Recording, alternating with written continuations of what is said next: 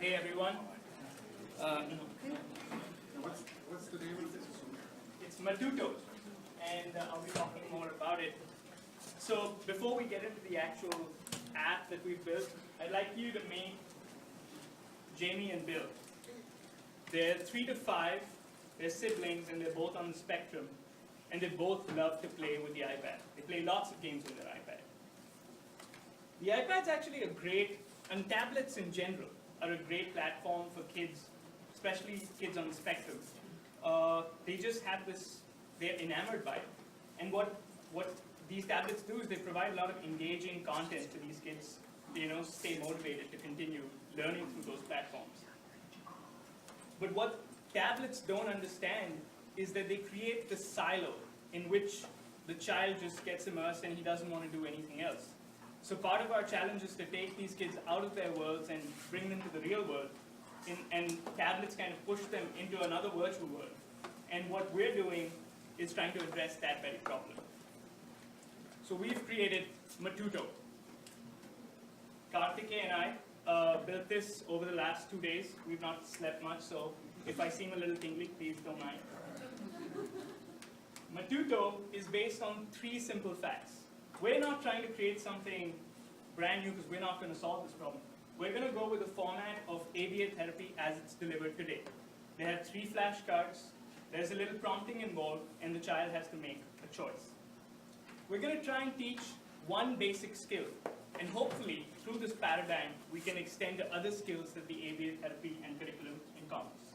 And more importantly, we're going to build an element of connecting your virtual world with the real world. And we do this using the Sphero robot. This is a really cheap $120-something robot, which you can connect with your tablet and create engaging experiences.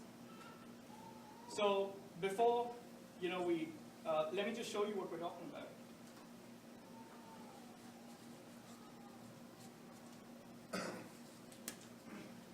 So we've created a simple game that teaches the kids to learn a color. Color is the ball. So the child basically learns from a prompt, what color is the ball? So right from the get-go, we're trying to build in, this is your companion who's going to help you learn colors, right? So what color is the ball? And Elmo, who's Jamie's favorite character, is trying to give him a little hint.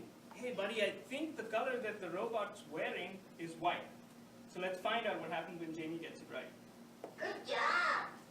Again, What color is the ball? analogous to ABA therapy, there's a reinforcer, there's a motivation, right? But sometimes Jamie can make a mistake. Shake the ball for help. Prompting is something that therapists use by, indicating what is the right answer. We decided to take our own little twist on prompting. So here, as I make an incorrect decision, Elmo will tell me something. Shake the ball for help. Shake the ball to find out. So let's shake the ball to find out. So the child not only just is not a recipient of passive information, but can engage with this application through a physical medium, something that he understands.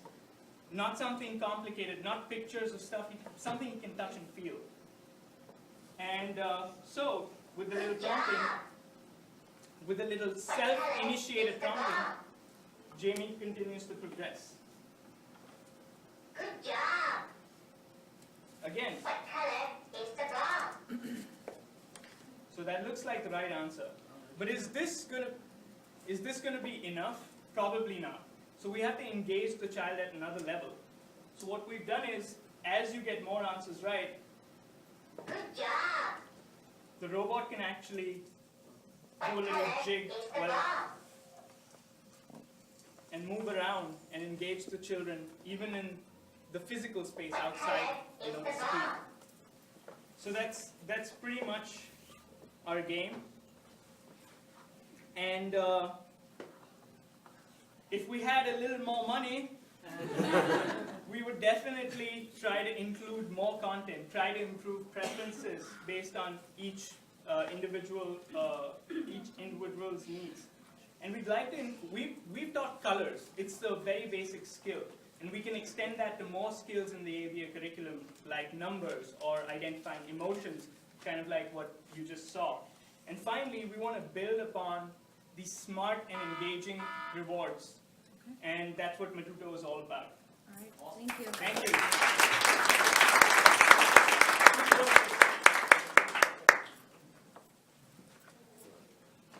How would you extend beyond color? Well, you could almost imagine creating physical games. So parents often play games with kids in their homes, right? So you can imagine this guy being the guy who becomes the prompter, right? So the child can actually see an image here, and this could probably move right or left based on, I'm just shooting something out here, So there's also a need to build in toys like this, I mean, we love toys. Kids love toys. And the more you can open source and hack these toys, the more engaging these experiences Another will be. simple idea would just be, doing shapes. So this could draw out a circle and you could recognize that physical shape in the environment.